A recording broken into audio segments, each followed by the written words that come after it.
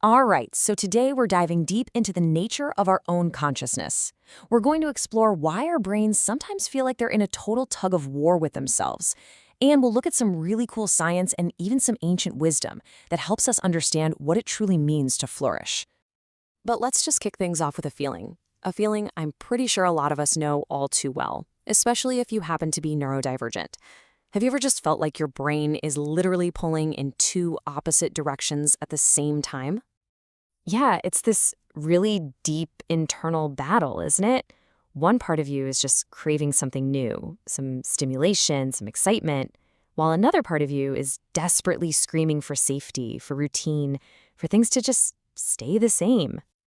Okay, let's break this down because this slide just nails the experience of AuDHD. That's when you have both ADHD and autism. So over on the left, you've got the ADHD brain. It's the ultimate novelty seeker, right? Always on the hunt for a dopamine hit, always chasing the next interesting thing. But then on the right, you have the autistic brain, the routine craver. It finds genuine comfort and safety in things being predictable and structured. It's literally like having one foot on the gas pedal and the other slamming on the brake at the exact same time. So what is going on here? Why does this happen? Well, to really get to the why, we need a totally new way of looking at intelligence itself. We're going to stop thinking about it as just one thing and instead see it as a series of layers, all built one on top of the other. So here it is, the 4 layers of intelligence. The easiest way to think about it is like building a house. You got to start with the foundation, right? That's the survival layer, our most basic primal instincts. Then you build the walls. That's the emotional layer, our need for connection. Then you can put on the roof, the executive layer, for all that high-level planning and thinking. And only when all of that is secure can you actually live in the house and enjoy the view, which is that conscious, meta-aware self at the very top. And that foundation, the absolute bedrock of the entire house, is built on this one single critical question. Before your brain cares about anything else, not learning, not creativity, not your to-do list, its first and really its only priority is survival.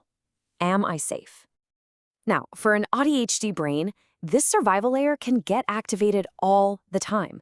A loud, chaotic classroom, a bright, noisy grocery store, or even just a small change in plans can trigger sensory overload. That can lead to meltdowns or shutdowns. Your nervous system basically gets stuck on red alert.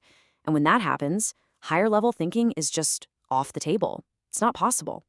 So, once the brain finally feels safe, once that red alert is turned off, then it can move up to the next layer and ask the second crucial question. This is our deep, biological, fundamental need for connection, for emotional safety, for a sense of belonging. So here's the big takeaway from all this. Emotional regulation is not a nice to have. It's absolutely non-negotiable for what we call intelligence. You simply cannot access your best self, your focus, your planning, your creativity, if your brain is stuck down in survival mode. Safety and connection are the keys that unlock the door to everything else. Now, what's so fascinating is that modern neuroscience is really just catching up to what ancient wisdom traditions have known for literally centuries. So let's take a look at some of these ancient maps because they can help us understand the deep why behind getting to this regulated, flourishing state. First up, let's head to ancient Greece. Aristotle gave us this concept of eudaimonia. Now, this isn't just happiness like we think of it today, a fleeting good mood. It's so much deeper than that. It's the profound sense of fulfillment that you get from living a life of real purpose, from acting in a way that is truly aligned with who you are. And now let's jump over to Eastern philosophy. The concept of dharma teaches a very similar idea. It says there's a kind of cosmic order to the universe, and our personal duty, our path to real freedom from suffering, is to align our own life with our unique, authentic purpose inside that bigger picture. I mean, how cool is that? 2 totally different cultures, thousands of miles and years apart, arriving at the same profound truth. So, okay, how do we actually do this? How do we find this alignment? Well, Aristotle gave us a really practical tool called the golden mean. He said that virtue isn't about being extreme. It's about finding the skillful middle path. So as you can see here, courage isn't the opposite of fear. It's the perfect balance, the mean between the deficiency of cowardice and the excess of just being reckless. Patience is that sweet spot between having no spirit at all and just being irritable all the time. It's all about finding that regulated middle ground. This all sounds great in theory, right? But it brings us right back to the million-dollar question. What on earth does a 2,000-year-old philosophy have to do with the neuroscience of a modern neurodivergent brain? Well, the answer lies in the science of flow. It's really incredible. While all this ancient wisdom described what this flourishing state feels like, modern biology can now show us exactly how it works inside our brain and our body. And it turns out this state of balance has a very real physical effect. When our nervous system is calm and regulated, the electrical signals buzzing around in our brain and body actually become more organized, more efficient. Think of it like moving from chaotic radio static to a super clear, strong, perfectly tuned signal.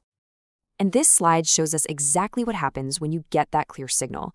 Your brain waves literally change. You get more of those calm, creative alpha and theta waves and way less of the chaotic beta waves that are tied to stress. The communication between your brain, your heart, and your gut actually synchronizes. Your whole system just works better. It's incredibly efficient. And when your brain is in this super coherent, efficient state, something amazing happens. You get way better access to your intuition. Now, from a scientific perspective, intuition is basically a super fast form of pattern recognition. It's that gut feeling, that felt sense that tells you something's right or something's off, even if you can't logically explain why just yet. And here is why this is such a game changer for the AuDHD brain.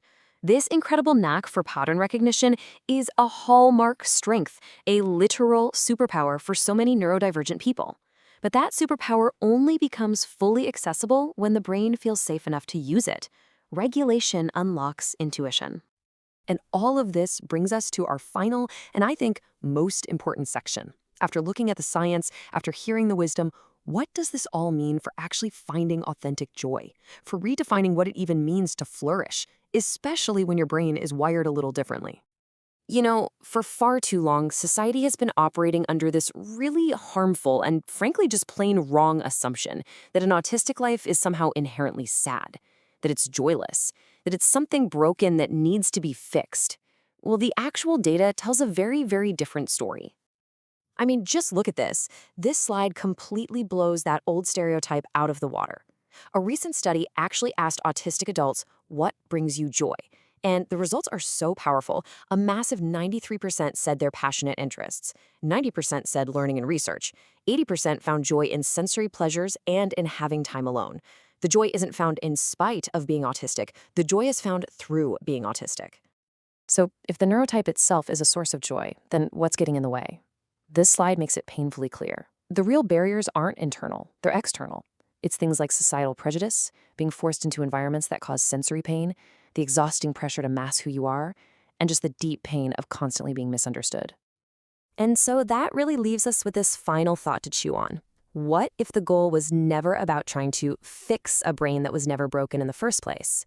What if true flourishing, that true eudaimonia, is about creating a world where your unique mind finally feels safe, feels connected, and is at last free to use its own particular amazing genius?